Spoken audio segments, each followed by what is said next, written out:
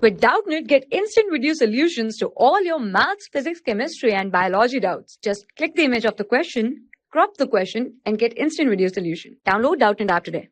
Question is, a simple pendulum is taken from equator to the pole. Its period will. So here we can say time period of a simple pendulum is given here as 2 pi root under we can say as L by G, where G is the G effective. Hence we can say time period is inversely proportional to the square root of G effective. Hence taking from equator to pole, we know here G changes, acceleration due to gravity changes. Hence at the equator we have here G, and outwards there will be omega square R, the centrifugal force. Hence at the pole here there will be G. Hence the G effective value at equator comes as G minus omega square R, and the G effective at the pole will be given here as G. So we can see here that the G effective value at equator is less than that at